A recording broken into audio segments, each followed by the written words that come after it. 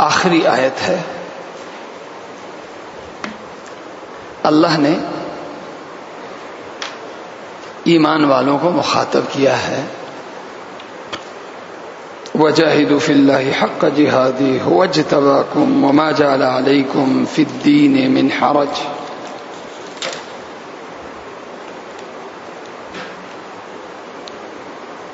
کہ ایمان والو، دین کی اتنی محنت کرو، اتنی محنت کرو جتنا محنت کرنے کا حق ہے. اس سے زیادہ پرزور لفظ ہو سکتا ہے؟ محنت دین اتنی زیادہ کرو، اتنی زیادہ کرو جتنا کہ اس کا حق ہے. اللہ تقوی کے بارے میں یہ لفظ کہتا ہے، اتنا تقوی اختیار کرو جتنا تقوی اختیار کرنے کا حق ہے. لیکن دوسری جگہ میں پھر اللہ تعالیٰ یہ بھی کہتا ہے فاتقوا اللہ ما استطعتم، اپنی طاقت کے بقدر تقوی اختیار کرو. لیکن یہاں جب آتا ہے تو اللہ کیا کہتا ہے؟ محنت دین اتنی زیادہ کرو، اتنی زیادہ کرو جتنا اس کا حق ہے. اللہ یہ حکم یا یہ ترغیب نماز کے بارے میں نہیں دے رہا کہ اتنی نماز پڑھو، اتنی نمازیں پڑھو، اتنی نمازیں پڑھو جتنا اس کا حق ہے. اتنے روزے رکھو، اتنے روزے رکھو جتنا اس کا حق ہے. اتنی تلاوت کرو، اتنی تلاوت کرو جتنا تلاوت کرنے کا حق ہے. لیکن جب دین کی محنت کی بات آتی ہے تو اللہ تعالیٰ، پہلے بھی میں نے کچھ دن پہلے میں نے عرض کیا تھا کہ اللہ پاک جب دعوت اور محنت دین کی جب بات آتی ہے نا تو قرآن کی زبان ہی بدل جاتی ہے. قرآن کی زبان میں زور آتا ہے، زور آتا ہے، حد سے زیادہ ترغیب آتی ہے. اسی میں یہ لفظ بھی ہے. لہذا حق کیا ہے؟ حق کہ رات دن اس کام کو میں کروں، اور رات دن اس کام کرنے کو بھی کم سمجھوں. یہ نہیں کہ دین کی محنت کرنے کے لیے میں نے 1 گھنٹہ وقف کیا ہوا ہے، آدھا گھنٹہ وقف کیا ہوا ہے، اسی میں یہ کام کروں گا. نہیں، رات دن کرنا ہے. اتنا کرنا ہے کہ 24 گھنٹے کرتے ہوئے بھی یہی سمجھوں کہ میں نے حق ادا نہیں کیا. آگے اگلا لفظ اللہ کیا کہہ رہے ہیں؟ هُوَ اجْتَبَاكُمْ. دیکھو اللہ پاک محنت دین کے لیے پچھلی امتوں میں لاکھوں کروڑوں میں ایک شخص کا انتخاب کرتا تھا جو وقت کا نبی ہوتا تھا. لاکھوں میں، کروڑوں میں اللہ ایک کا انتخاب کرتا تھا، اور وہ ایک کا انتخاب کر کے اللہ اس سے کہتا تھا اجتبا، استفا کا لفظ، کہ دیکھو لاکھوں میں، کروڑوں میں نے تجھے اپنے لیے منتخب کیا ہے، اپنے دین کے لیے منتخب کیا ہے. لہذا جو میرا انتخاب کردہ ہوتا ہے اس کی ذمہ داری کیا ہوتی ہے؟ دین کی تبلیغ کرنا، دین کی محنت کرنا. تو لاکھوں کروڑوں میں جو ایک کا انتخاب ہوتا تھا، اللہ پاک ہم سے فرما رہا ہے کہ بحیثیت امت کے، اس امت کے ہر فرد کو، اس امت کے ہر فرد کو میں نے اپنے اس مبارک کام کے لیے منتخب کیا ہے. لہذا ہر شخص اپنے آپ کو نبی کا نائب سمجھے، نبی کا نائب سمجھے. اور نبی کا جو کام تھا دین کی محنت کا، یہ نہ کہے کہ یہ کام اب علماء کا ہے، یہ کام مساجد کے ائمہ کا ہے. نہیں، اللہ سب سے کہہ رہے ہو جتب، یہ سب کا کام. میں اگر مسجد میں ہوں تو مسجد میں بھی دین کی محنت کا کام کروں. میں عالم ہوں، اپنی عالمانہ شان کے ساتھ کروں. آپ اپنے گھر کے سربراہ ہیں تو کیا آپ کے گھر میں دین کی محنت کرنے کے لیے کہ مولوی صاحب آئیں گے؟ یہ آپ کی ذمہ داری ہے. آپ کی دکان ہے، آپ کا آفس ہے، آپ کی کمپنی ہے، کہ دین کی دعوت، دین کے اعمال سے آپ کے ادارے، آپ کی کمپنی کو آباد کرنے کے لیے کیا باہر سے مولوی صاحب کو لائیں گے کہ جی آپ امام ہیں اور یہ دین کی محنت کا کام آپ کے ذمہ ہے، ہم نے آپ کو رکھ لیا، آپ کو تنخواہ دیتے ہیں، ہماری ڈیوٹی ختم؟ اللہ تو یہ نہیں کہہ رہا،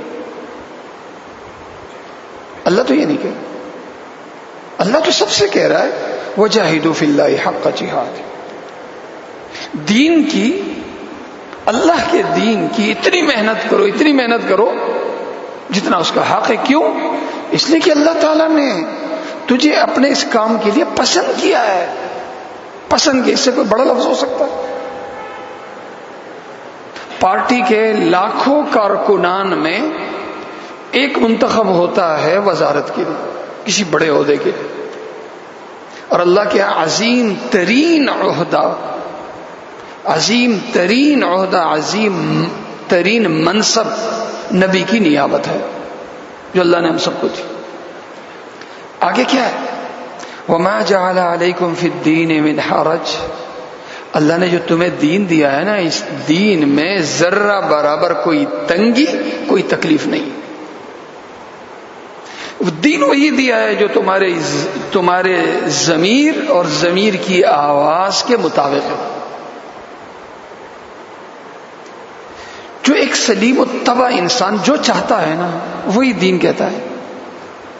ایک سلیم الطبع انسان جس کو غلط کہتا ہے نا، دین اس کو غلط کہتا ہے۔ ایک سلیم الطبع آدمی سے پوچھو بھائی ننگا ہونا اچھا ہے یا کپڑے پہننا اچھا ہے؟ بھائی کپڑے پہننا اچھا ہے۔ حیا اچھی ہے، بے حیائی اچھی ہے؟ کہ بھائی حیا اچھی ہے۔ کسی کی عزت کا تماشا لگانا، کسی کی عزت کو بری نگاہ سے دیکھنا اچھا ہے یا آنکھیں نیچے کرنا اچھا ہے؟ بھائی آنکھیں نیچے کرنا اچھا ہے۔ سچ بولنا اچھا ہے، جھوٹ بولنا اچھا ہے؟ سچ بولنا اچھا ہے۔ ساری بات ہے۔ بھائی میں کھانا کھا رہا ہوں، مثال کے طور کھانا کھا رہا ہوں، بیٹھ کے کھانا اچھا ہے، کھڑے ہو کے کھانا اچھا ہے؟ بیٹھ کے کھانا اچھا ہے۔ اچھا ہاتھ دھو کے کھانا چاہیے، ہاتھ دھوئے بغیر کھانا چاہیے؟ یار دھو کے کھانا چاہیے، شروع میں بھی دھونا چاہیے، آخر میں بھی دھونا چاہیے؟ جی بالکل دھونا چاہیے۔ یار بسم اللہ پڑھ کے کھانا چاہیے یا بغیر بسم اللہ کے پڑھنا چاہیے؟ بسم اللہ پڑھ۔ اچھا کوئی اگر تمہیں ہدیہ دے تو جزاک اللہ کہنا چاہیے یا نہیں کہنا چاہیے؟ یار دعا دینی چاہیے، اس بندے نے آپ کو ہدیہ جو دیا۔ یار کسی سے ملتے ہوئے خالی منہ ملوں یا اس کو کچھ دعا وہ بھی میں بھی دوں، وہ بھی دے؟ السلام علیکم کہوں یا السلام علیکم کے بغیر میں کسی سے ملوں؟ یا السلام علیکم کہہ کے ملو یار۔ ہاں یہ ہمارا دین ہے۔ ہمارے دین نے کبھی ہم پہ تنگی نہیں کی، کبھی تنگی نہیں کی۔ جیسے اکثر مال کے حوالے سے، کھانے کے حوالے سے لے لے، اللہ نے کبھی یہ نہیں کہا کہ سبزی کھاؤ، سبزی کھانا سنت ہے، گوشت کھانا خلاف سنت ہے، کبھی نہیں۔ سبزی کھانا اس میں اجر ہے اور گوشت کھانے میں اجر نہیں ہے، صرف جائز ہے، کبھی نہیں کہا۔ دین نے یہ کبھی نہیں کہا کہ کچے مکان میں رہنا یہ زیادہ، یہ ثواب، اس میں ثواب ہے، پکے گھر میں رہنا گناہ ہے، کبھی نہیں کہا۔ دین نے کبھی یہ نہیں کہا کہ فقیر بننا، غریب رہنا، غریب بننا، غربت یہ افضل ہے اور دولت یہ لعنت ہے، کبھی نہیں کہا، کبھی نہیں کہا۔ دین نے کبھی نہیں کہا کہ بھئی آپ لکھ پتی ہو سکتے ہو، کروڑ پتی نہیں ہو سکتے، کبھی نہیں کہا۔ دین تو آپ کا کچھ ڈیوٹی، کچھ ذمہ داریاں دیتا ہے، اس ذمہ داری کو آپ نبھائیں، آپ ذمہ داری کو نبھائیں، کافی ہے جی، یہی دین ہے ہمارا۔ آگے کیا فرمایا؟ ملت ابیکم ابراہیم هو سماکم المسلمین۔ دیکھو تمہارے دادا ابراہیم نے تمہارا نام مسلمان رکھا ہے۔ تم جس دین کی طرف منسوب ہو وہ دین حضرت ابراہیم سلام علیہ لے کر آئے ہیں۔ میری ایک تاریخ ہے جو میری زبان مجھے بتاتی ہے، زبان کے تعلق سے اپنے آپ کو دیکھتا ہوں تو میری بھی ایک تاریخ ہے، پاکستانی ہونے کی حیثیت سے اپنے آپ کو دیکھتا ہوں تو پاکستانی کے ہونے کی حیثیت سے بھی میری ایک تاریخ ہے، لیکن جب حیثیت مسلمان کے میں اپنے آپ کو دیکھتا ہوں تو میری بھی ایک تاریخ ہے. جب زبان کے تعلق سے اپنی تاریخ دیکھتا ہوں تو بڑی شخصیات سامنے آتی ہیں. پاکستانی ہونے کی حیثیت سے دیکھتا ہوں تو پھر بھی بڑی شخصیات سامنے آتی.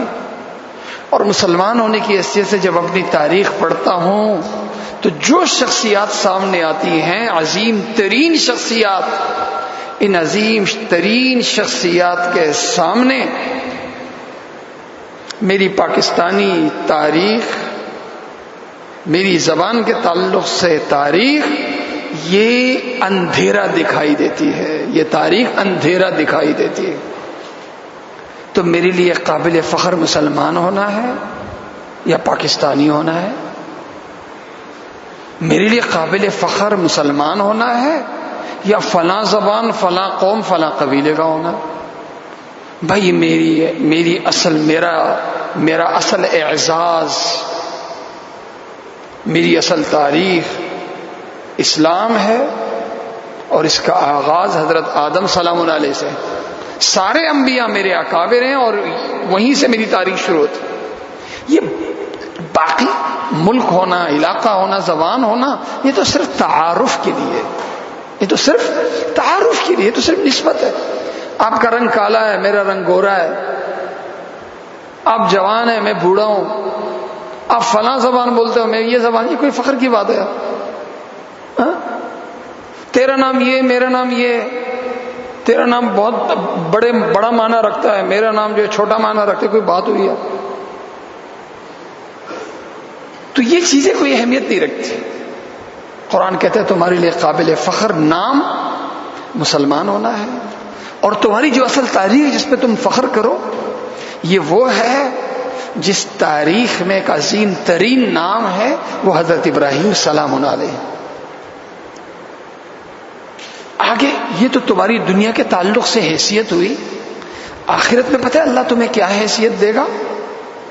من قبل وفی ھذا لیکون الرسول شہیدا علیکم وتکونوا شہداء علی الناس. دیکھو حضرت، اصول ہے عدالت کا.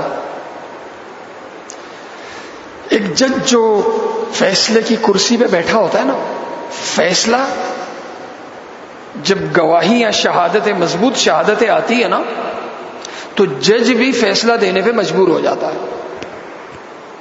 فیصلہ جج کا دماغ نہیں کرتا، جج کا قلم نہیں کرتا. فیصلہ دراصل گواہوں کی گواہی کرتی ہے. تو اصل فیصلے کی بنیاد گواہوں کی گواہی بنتی ہے، اور عدالت میں ایرے غیرے کی گواہی قبول نہیں ہوتی. بڑی جرح ہوتی ہے، بڑی جانچ پڑتال ہوتی ہے، بڑی گہرائی سے گواہی کو دیکھا جاتا ہے، تب جا کے ایک گواہ کو گواہی دینے کی حیثیت ملتی ہے، جگہ ملتی ہے. اللہ ہم سے کہہ رہا ہے کہ دیکھو، قیامت کے دن جب اللہ کی عدالت ہوگی، اس میں گواہی دینے کا اگر کسی کو حق ہوگا نا اللہ کی عدالت میں، تو وہ اس امت مسلمہ کو ہوگا. کس کو ہوگا جی؟ اس امت. ایک طرف وقت کا نبی ہوگا اور مخالف فریق اس کی امت ہوگا، مقدم اللہ کے حضور پیش ہوگا. نبی کے لیے گواہی میں یہ امت مسلمہ اللہ کے ہاں نبی کے حق میں گواہی دے گی. یہ اعزاز اللہ نے ہمیں عطا کیا ہے، عبادت کی وجہ سے نہیں، شروع میں آیا دین کی محنت کی وجہ سے. اب اللہ کیا کہہ رہا ہے؟ بھائی جب اتنا بڑا اعزاز اللہ نے تمہیں دیا ہے تو دین کی محنت اتنی کرو جتنا کہ اس کا حق ہے. فَأَقِيمُوا الصَّلَاةَ، نماز کی پابندی کرو. وَآتُوا الزَّکَاةَ، اور زکوٰۃ کی پابندی کرو. وَاعْتَصِمُوا بِاللَّهِ، اگر ان دعوت و تبلیغ کی پابندی، نماز، زکوٰۃ کی پابندی، وَاعْتَصِمُوا بِاللَّهِ، تو اللہ کی حفاظت میں آ جاؤ گے. دنیا کی کوئی طاقت تمہیں کمزور نہیں کر سکے گی، تمہیں تباہ نہیں کر سکے گی، تمہارا کچھ بگاڑ نہیں سکے. وَاعْتَصِمُوا بِاللَّهِ. اللہ کی حفاظت میں آ جاؤ. کیوں؟ ہوا مولاکم، وہی تمہارا کام بنانے والا ہوگا، وہی تمہارا آقا ہے. فنعم المولا، بہترین آقا ہے وہ. ونعم النصیر، اور بہترین مددگار ہے وہ. اللہ تعالیٰ مجھے اور آپ سب کو عمل کرنے کی توفیق عطا. الحمد للہ رب العالمین والعاقبۃ للمتقین والصلاة والسلام علی خیر خلقہ محمد وآلہ واصحابہ اجمعین. اللهم انا نسألك خير ما سألك منه نبيك محمد صلى الله عليه وسلم ونعوذ بك من شر ما استعاذ منه نبيك محمد صلى الله عليه وسلم وانت المستعان وعليك البلاغ ولا حول ولا قوة الا بالله. ہماری مسجد کے 3 نمازی، 3 بزرگ نمازی، اور نمازی بھی ایسے کہ مسجد کے پابند نمازی، خاص طور سے فجر کی نماز کے پابند نمازی، 3 نمازی اس وقت شدید بیمار ہیں، ان کے لیے دعا کریں. اللہ تعالیٰ انہیں شفاء کاملہ عاجلہ مستمرہ عطا فرمائے. اللہ انہیں صحت کاملہ عطا فرمائے. وصلی اللہ تعالی علی خیر خلقہ محمد وآلہ واصحابہ اجمعین برحمتک یا ارحم الراحمین.